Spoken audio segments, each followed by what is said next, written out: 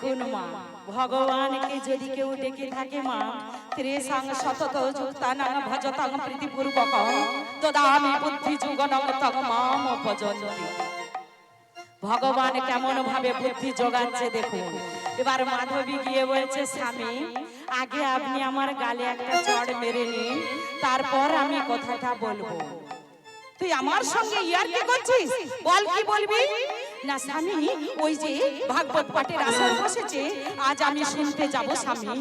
যেই না বলেছে অমনি চটটা মারতে যাবে, মাধবী ধরেছে হাতটা, বলছে দাঁড়ান দাঁড়ান। চড় মারার আগে জেনে নিন, শুধু আমার একার লাভ নয়, ওখানে গেলে আপনারও লাভ আছে, আমারও লাভ আছে। কি লাভ বল? বলছে শুনুন স্বামী, আমি তো যাব ভাগবত পাঠ শুনতে, কিন্তু আপনি চিন্তা করুন, একটা বাড়িতে গিয়ে আপনি ডাকাতি শুরু করলে এক জোড়া কানের দুল পাবে, বড় জোর একটা হার পাবে। আর কিন্তু আমি যে জায়গায় যাব, সে জায়গায় যদি আপনি ডাকাতি করতে যান, কত মায়েরা এসেছে কি মা, এক জায়গা থেকে 500 জোড়া কানের দুল আপনি পেয়ে যাবেন। যেই না বলেছে মা, ওমনি ডাকাত বলছে বাহ, এই না হলো তুই ডাকাতের স্ত্রী, এতদিন পর তুই একটা ঠিক কথা বলেছিস, তুই বুদ্ধিমত্তার কথা বলেছিস যে আমি ওখানে গিয়ে ডাকাতি করব। ঠিক আছে ঠিক আছে, আচ্ছা বলতো ওখানে কখন থেকে শুরু হবে? না বৈকাল 5টা থেকে শুরু হবে, কটায় শেষ হবে? না রাত্রি 8টায়।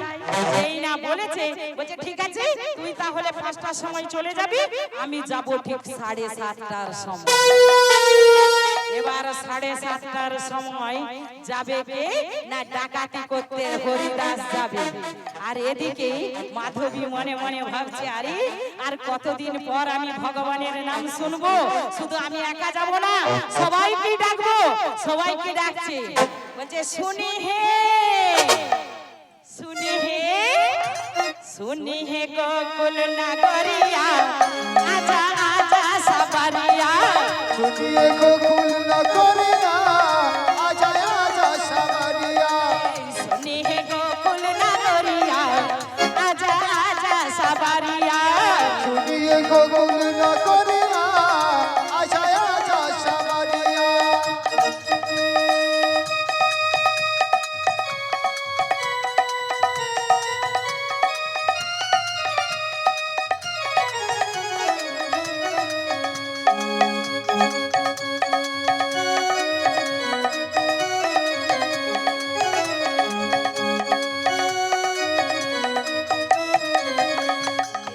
আজা সবারিয়া রে আজা সবারিয়া, আজা সবারিয়া রে আজা সবারিয়া, আজা সবারিয়া রে আজা সবারিয়া, আজা সবারিয়া রে আজা সবারিয়া। শুনি হে শুনি হে শুনি হে গোকুল নগরিয়া, আজা আজা সবারিয়া, শুনি হে গোকুল নগরিয়া, আজা আজা সবারিয়া, শুনি হে গোকুল নগরিয়া, আজা আজা সবারিয়া।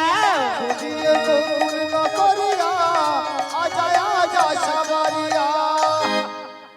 সবাইকে ডাকতে ডাকতে যাচ্ছে, শুনি হে গোকুল নাগরিকগণ, চলো সবাই ভাগবত পাঠের আসরে যাব। আর যেতে যেতে মনে মনে ভাবছে, আমার স্বামী আসবে এক্ষুনি এখানে ডাকাতি করতে, দয়াময় যেন একবার এলে এমন পাঠ শোনাবেন পাঠক ঠাকুর, যেন আমার স্বামীর স্বভাবের পরিবর্তন হয়ে যায় গো। ঠিক 7:30টার সময় বাবা আসছে কে? না ডাকাত হরিদাস ডাকাতি করতে। আর কি করেছে? সেই শিব মন্দিরের পেছনে বাবা একটা জানালা আছে, সেই শিব মন্দিরের জানালা দিকে দেখতে পাওয়া যায় কে কিভাবে বসেছে।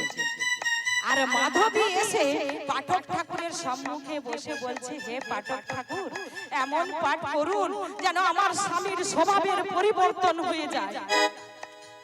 যেই না এসেছে, এবার কি করেছে মা, সেখানে একটা বট গাছ আছে, আর বট গাছে থুতনিটা দিয়ে দেখছে কে কেমন ভাবে বসেছে।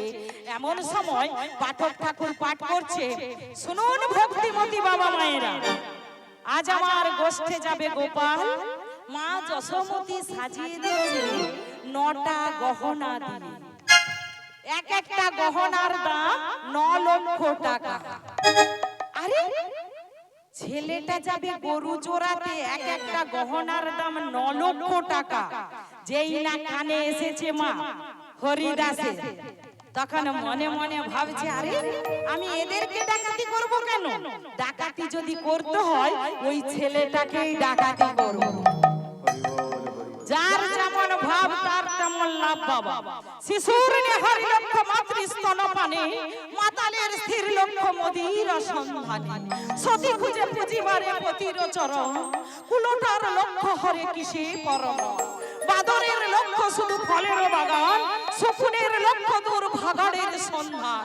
শিকালের লক্ষ্য মৃত দেহ লয়ে টানাটানি, আর নিন্দুকের লক্ষ্য শুধু পর নিন্দা গ্লানি। আর জ্ঞানের লক্ষ্য শুধু তর্ক উপার্জন, আর ভক্তের লক্ষ্য বাবা শ্রীহরির চরণ। হরি বল হরি বল হরি বল। যার যেমন ভাব তার তেমন লাভ।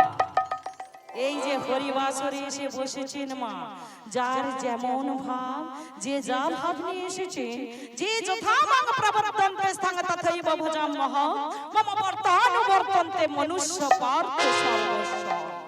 আমরা যে ভক্ত যেমন ভাবে চাইবো, ভগবান তার প্রতি সেই রূপ কৃপা বর্ষণ করে থাকেন।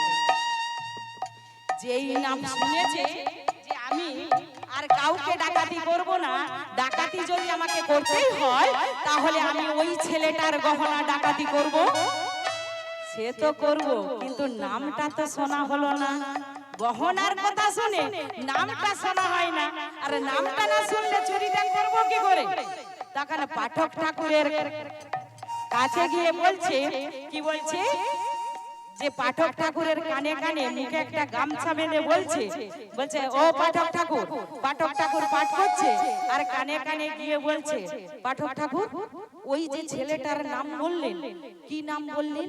যে ছেলেটা গরু চোরাতে যাবে, যেই না মুখটা বেঁধে বলেছে, পাঠক ঠাকুর কোনো দিকে না ধ্যান দিয়ে বলছে কৃষ্ণ। ছেলেটার নাম কৃষ্ণ। বেশ, ছেলেটার নাম তো কৃষ্ণ জানা হলো, কিন্তু বাড়িটা কোথায় না জানলে কি করে ডাকাতি করব? যেই না বলেছে মা, আবার গেছে পাঠক ঠাকুরের কাছে, কানে কানে গিয়ে বলছে, পাঠক ঠাকুর আচ্ছা ওর বাড়িটা কোথায়? যেই না এ কথা বলেছে, অমনি পাঠক ঠাকুর হাতটা ছুঁড়ে বলছে, তুই কে রে? যেই না কে বলেছে মা, আর মুখের গামছাটা পাঠক ঠাকুরের হাতে লেগে পড়ে গেছে। আর যেই না পড়ে গেছে, সবাই দেখছে ডাকাত এসেছে, পালাও পালাও পালাও।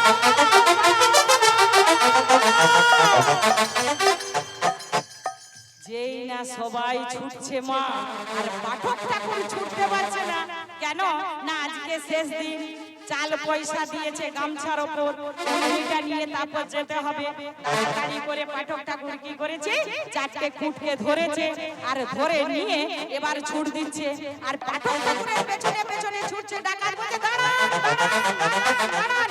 আর পাঠক ঠাকুরও ছুটছে মা, আর ছুটতে ছুটতে কি হয়েছে, একটা খুঁট খুলে গেছে। যেই না একটা খুঁট খুলে গেছে মা, আর ঝুরঝুর করে খুচরো পয়সা আর চালগুলো পড়ে পড়ে যাচ্ছে। আর পাঠক ঠাকুরও দৌড়াচ্ছে, আর ডাকাতও দৌড়াচ্ছে। আর দৌড়াতে দৌড়াতে পাঠক ঠাকুরের বাড়ি পর্যন্ত এসে গেছে। এবার পাঠক ঠাকুর বলছে, ও গৃহিণী তাড়াতাড়ি দরজাটা খোলো গো, সর্বনাশ হয়ে গেছে। কি হয়েছে? তোমার কি শরীর খারাপ? তোমার তো আজ আসার কথা নয়, তোমার তো কাল আসার কথা, তুমি আজ এসেছো বড়, কি হয়েছে বলো? বলছে সর্বনাশ হয়ে গেছে, তুমি আগে দরজাটা খোলো তারপর বলছি। এবার দরজাটা খুলেছে আর প্রবেশ করি বলছে, শোনো আমি আগে বলছি, তুমি আগে দরজাটা বন্ধ করে দাও। কেন দরজা বন্ধ করবো কেন? তুমি হাঁপাচ্ছ, তোমার একটু বাতাসটা আসুন না। হ্যাঁ বলছে, না না, ওদিকে বাতাস আসতে গেলে এদিকের বাতাস আমার বেরিয়ে যাবে, তুমি বন্ধ করো, এখনই আমার পেছনে ডাকাত আসছে। সর্বনাশের মাথাটাই গেছে, তোমার এই সামান্য চাল পয়সা নিতে ডাকাত আসবে? ডাকাত আসবে? বলছে না গো তুমি দেখো। আর বলতে না বলতেই আর ডাকাত এসে বলছে, পাঠক ঠাকুর, ও পাঠক ঠাকুর। যেই না বলেছে, বলছে ঠিক আছে ঠিক আছে। গৃহিণী বলছে, তুমি দাঁড়াও আমি দেখছি। গৃহিণী গিয়ে বলছে, কি হয়েছে বাবা, এখানে কি খবর? না আমি হলাম ডাকাত। কি জন্য এসেছো বাবা? খুচরো চাল পয়সা নিতে? বলছে না না, আমার পাঠক ঠাকুরের সঙ্গে একটু দরকার আছে, আপনি ডেকে দিন। যেই না বলেছে এবার পাঠক ঠাকুরকে ডেকে দিন, বলছে আমার স্বামী আসতে পারবে না, তার শরীরটা খারাপ। বলছে ঠিক আছে, তাহলে আপনি আমাকে নিয়ে চলুন। এবারে নিয়ে গিয়ে পাঠক ঠাকুরকে বলছে এত ছুটার কি ছিল, এত ছুটার কি দরকার ছিল? একটা প্রশ্নের উত্তর দিলেই তো হয়ে যেত, এত ছুটার কি দরকার ছিল? হ্যাঁ, না বলো কি প্রশ্ন? না আচ্ছা, ওই যে ছেলেটা যেটা গরু চড়াতে যাবে, এক একটা গহনার দাম 9 লক্ষ টাকা। কটা গহনা পরাবে? 9টা গহনা। ওমা 81 লক্ষ টাকার গহনা। তাহলে ওই ছেলেটার বাড়ি কোথায়? তখন পাঠক ঠাকুর কাঁপতে কাঁপতে বলছে আমি কিছু বলছি না গো, যা বলছে ভাগবত বলছে ছেলেটার নাম হচ্ছে কৃষ্ণ। আচ্ছা, ছেলেটার নাম কৃষ্ণ, তার বাড়িটা কোথায়? বলছে আমার উপর রাগ করো না গো, আমি কিছু বলছি না, ভাগবতে বলে তার বাড়ি হলো বৃন্দাবন। বাহ, সুন্দর, দুটো জিনিস আমার মুখস্থ হয়ে গেছে, কি না কৃষ্ণ, বৃন্দাবন। এই যে পাঠক ঠাকুর শুনুন, আপনি যে আজকে আমাকে বললেন, সন্ধানটা দিলেন, ওই ছেলেটাকে যদি আমি ডাকাতি করতে পারি, আমি কথা দিয়ে গেলাম, আপনি যে সন্ধানটা দিলেন না, ওই ছেলেটার গহনাগুলো যদি আমি ডাকাতি করতে পারি, একটা গহনা আপনাকে এমনি এমনি মনে রাখবেন মায়েরা, বাজারে কটা ধার পড়ছে আমি পরে জিজ্ঞাসা করব। এই শুরু হলো, বলছে একটা গহনা আমি এমনি এমনি দিয়ে দেব। যেই না বলেছে মা, তখন পাঠক ঠাকুর বলছে যাক বাবা, বাঁচা গেল, এ আমাকে মারতে আসে না, ধরতেও আসে না, এর প্রশ্ন জেনে গেছে। বলছে আর চিন্তা করবে না, আমার মুখস্থ হয়ে গেছে, কি বলে কৃষ্ণ বৃন্দাবন, কৃষ্ণ বৃন্দাবন, কৃষ্ণ বৃন্দাবন, কৃষ্ণ বৃন্দাবন, কৃষ্ণ বৃন্দাবন, কৃষ্ণ বৃন্দাবন, কৃষ্ণ বৃন্দাবন, কৃষ্ণ বৃন্দাবন, কৃষ্ণ বৃন্দাবন, কৃষ্ণ বৃন্দাবন, কৃষ্ণ বৃন্দাবন, কৃষ্ণ বৃন্দাবন, হরি হরি কৃষ্ণ বল। বৃন্দাবন, কৃষ্ণ বৃন্দাবন, কৃষ্ণ বৃন্দাবন, কৃষ্ণ বৃন্দাবন। দুটো জিনিস। এবার ছুটতে ছুটতে এসে কৃষ্ণ বৃন্দাবন করতে করতে এসে মাধবীকে ডাকছে, মাধবী, ও মাধবী, দরজা খোলো মাধবী। স্বামী, তুমি এত পাপী যে ওখানে ভাগবত পাঠের আসরে গিয়েও তুমি চুরি করলে, তুমি চুরি করলে, তুমি আমার কথা শুনলে না, করো না স্বামী। ও মাধবী, একই কথা বলছো? আমি এখন ডাকাতি করি না গো, তবে করব। আবার ডাকাতি করবে? বলছে হ্যাঁ, কাকে ডাকাতি করব জানো? ওই কৃষ্ণের গহনা ডাকাতি করব। কৃষ্ণের গহনা ডাকাতি করবে? তখন মাধবী মনে মনে ভাবছি, আহারে আমার স্বামী কৃষ্ণকে খুঁজবে, কৃষ্ণকে খুঁজতে খুঁজতে যেন তার কৃপা পেয়ে যায়, ডাকতে ডাকতে যদি কৃষ্ণকে পেয়ে যায়। ঠিক আছে স্বামী, ঠিক আছে। শোনো মাধবী, আমি তোমাকে কথা দিয়ে গেলাম, এই তোমার মাথায় হাত দিয়ে বলে গেলাম, আজ থেকে যদি আমি কৃষ্ণকে একবার ডাকাতি করতে পারি, কৃষ্ণের গহনা, তাহলে আমি সারা জীবনের মতো ডাকাতি ছেড়ে দেব। হরি বল, হরি বল, হরি বল। যেই না বলেছে বাবা আমার স্বামী যাবে কৃষ্ণের গহনা ডাকাতি করতে, বলছে কখন যাবে গো? বলছে আমি কালই বেরিয়ে পড়বো, আমি বৃন্দাবন যাব। আরে আমার স্বামী বৃন্দাবন যাবে, রুটি তরকারি করে দিয়ে জাজারিয়া গ্রাম থেকে হাঁটতে হাঁটতে বাবা 15 দিনের পথ যাবে। তাই কি করেছে মাধবী, তাড়াতাড়ি করে রুটি তরকারি করে দিয়েছে, আর নিয়ে প্রভাত না হতে হতে যাবে কোথায় না বৃন্দাবন। ও মা, আমরা সবাই যাব মা বৃন্দাবন, যাবেন তো? এত রাত্রিতে কি করে যাবেন মা? টিকিট পাওয়া যাবে না, ভিসা নেই, কি নিয়ে যাব? মন নিয়ে, মন নিয়ে সবাই মিলে একবার বৃন্দাবনে যাব তো? জয় রাধা রানী কি জয়। বলিয়ে কৃষ্ণ চন্দ্র কি জয়। বলিয়ে শ্রীমদ্ ভগবত গীতা কি জয়। অনন্ত কোটি ভক্তবৃন্দ কি জয়। যারা যারা বসে বসে ঘুমোচ্ছেন তাদের কি তাদের জন্য জয়। তাদের জন্য জয় না দিলে হয়? জয় রাধে। জয় রাধে, জয় চলুন রাধে। সবাই মিলে যাব বৃন্দাবন। বলে রাখাল রাজা, রাখাল রাজা, এই রাখাল রাজা বলে দে না কোথায় বৃন্দাবন, শ্যাম কুণ্ড, রাধা কুণ্ড, গিরি গোবর্ধন। রাখাল রাজা বলে দে না, রাখাল রাজা বলে দে না,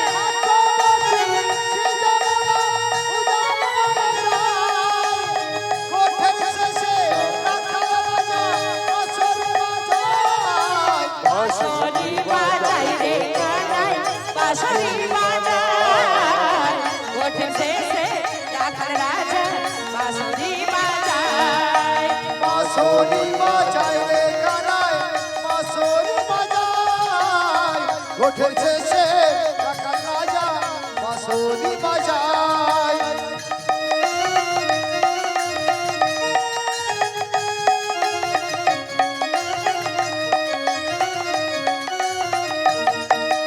রাখাল রাজা বলে দেনা রাখাল রাজা বলে দেনা কোথায় বৃন্দাবন শ্যামকুণ্ড রাধাকুণ্ড গিরি গোবর্ধন রাখাল রাজা বলে দেনা রাখাল রাজা বলে দেনা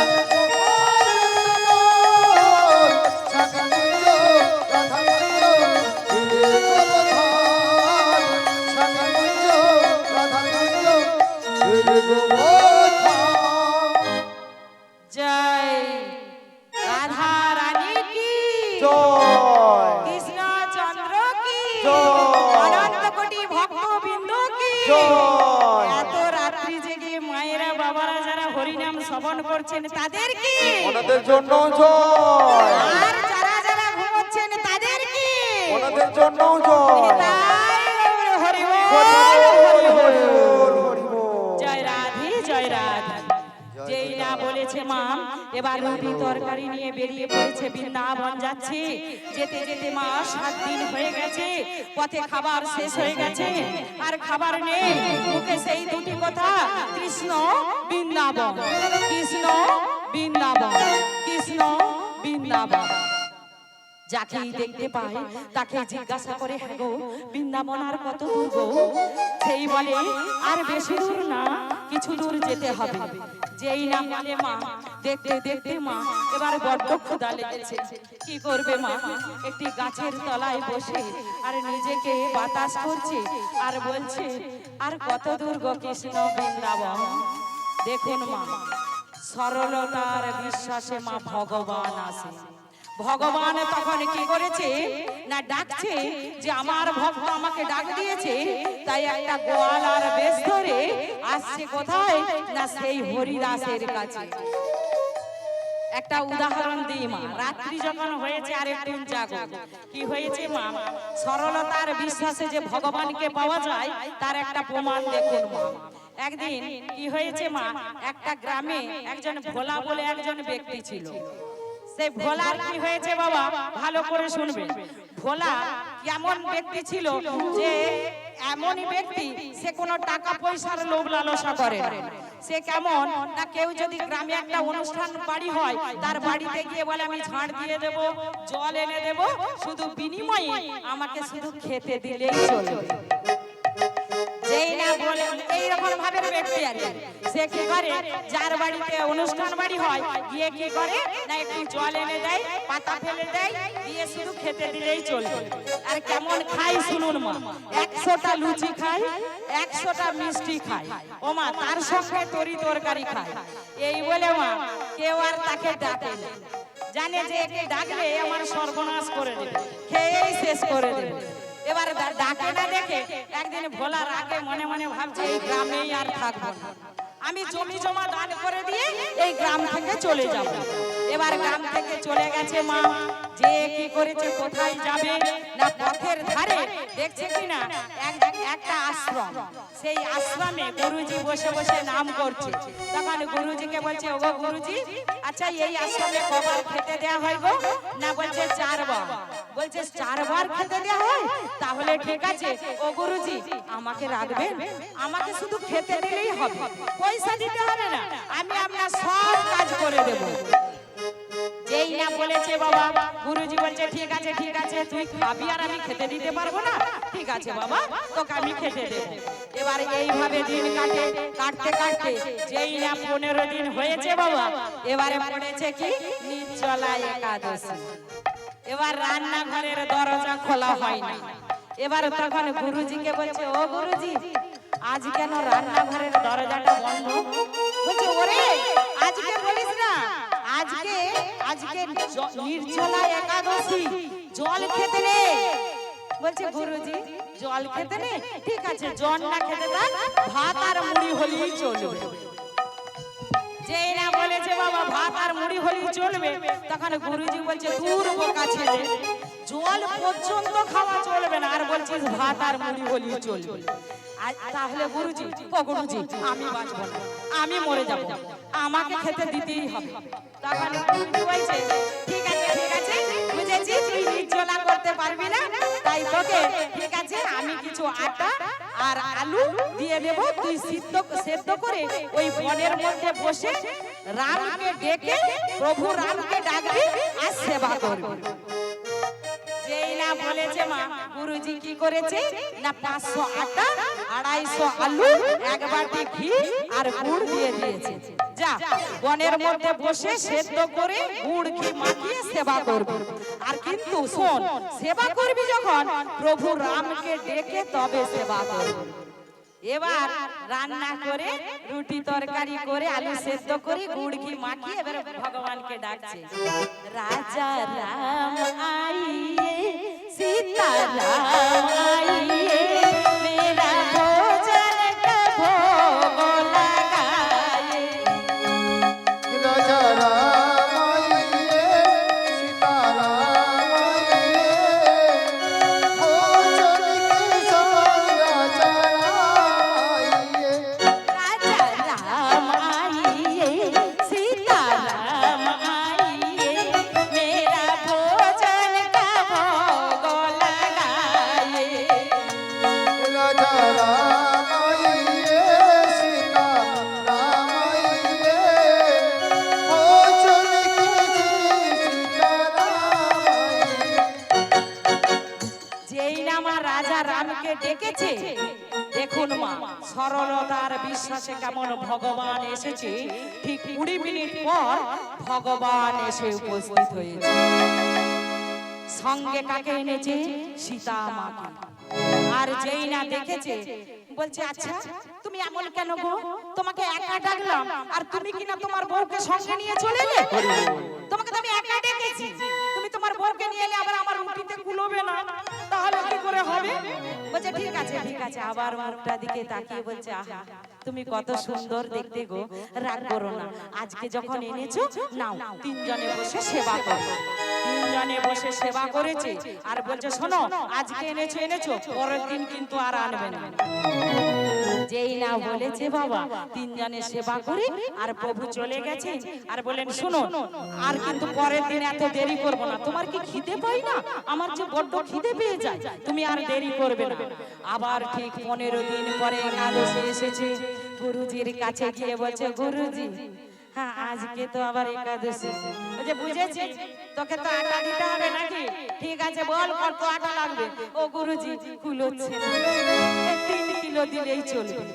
বলছে বাবা তোকে 500 দিলাম, তুই কমানোর জায়গায় তুই যে বাড়াচ্ছিস। বলছে হ্যাঁ গুরুজি কুলোচ্ছে না, 3 কিলো দিলেই চলবে। 3 কিলো আলু নিয়ে আবার পরদিন ঠিক ওইভাবে ডাক দিয়েছে। প্রভু রামচন্দ্র আমার কি করেছে, সীতা মার লক্ষণকে সঙ্গে নিয়ে এসে উপস্থিত হয়েছে। আরে কি ব্যাপার, তুমি রোজ একটা করে ক্যান্ডিডেট বাড়িয়ে যাচ্ছ। ঠিক আছে ঠিক আছে, আবার বলছে আজকে যখন এনেই ফেলেছো তুমি কি সুন্দর দেখতে গো, রাগ করো না, আজকে নাও সবাই মিলে সেবা করি। সেই সীতা মা রামচন্দ্র আর লক্ষণ সেবা করেছে, চলে গেছে। ঠিক দেখতে দেখতে আবার 15 দিন পরে একাদশী এসেছে।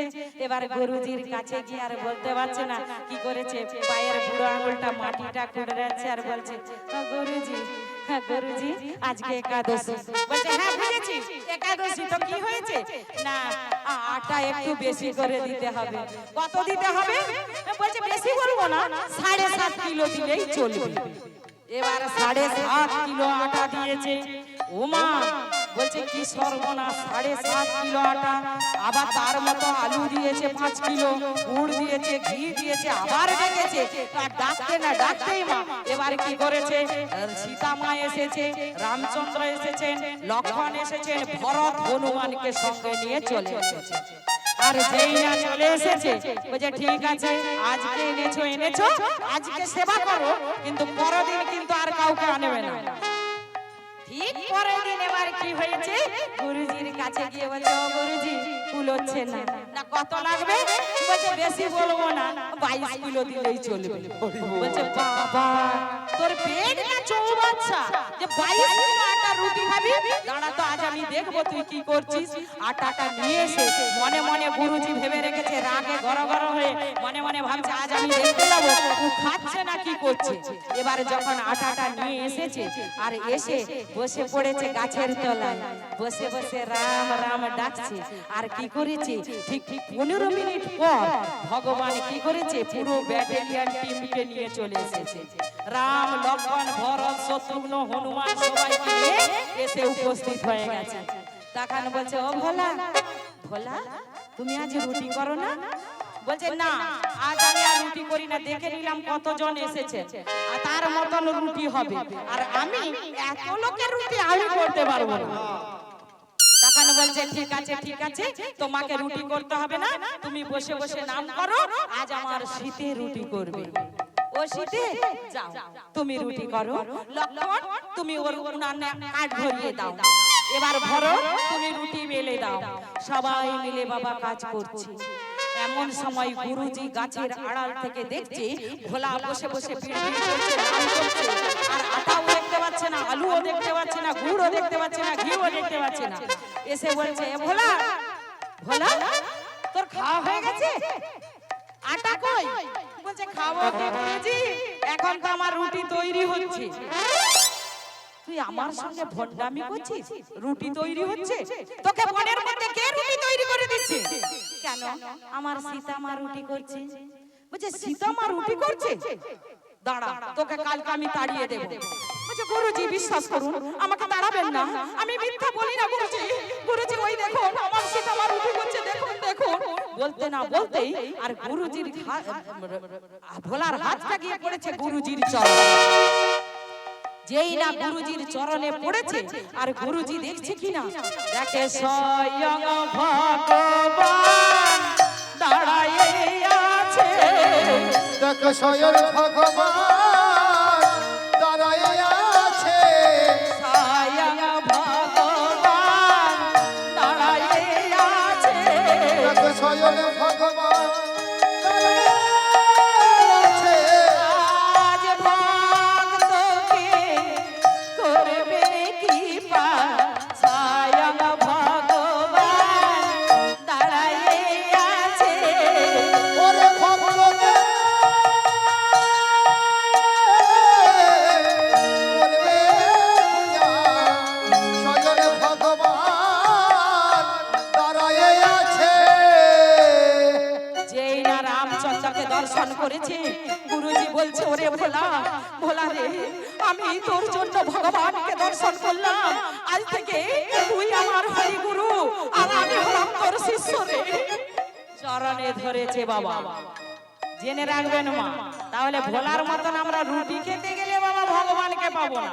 চাই কি সরলতার বিশ্বাস। সেই সরলতার বিশ্বাসে ভগবান আসে মা। তাই ভগবান আজকে সেই যে হরিদাস ডাকছে কৃষ্ণ বৃন্দাবন সেখানে ভগবান একটা গোয়ালার বেশ ধরে একটা কি করেছে ভান্ডা নিয়ে আসছে। ও গো কান্ধে লয়ে দধি ভাণ্ড চলে আমার শ্রী গোবিন্দ। হেলোলে নদী খণ্ড,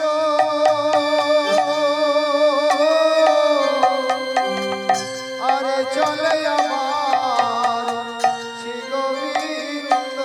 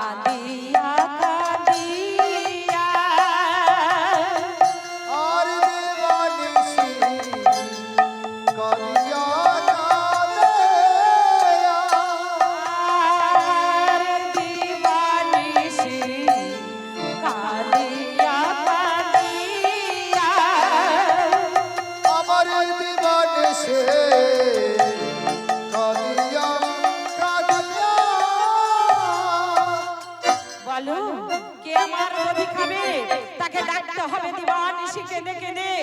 এবার ভগবান কাছে এসে বলছে হ্যাঁ গো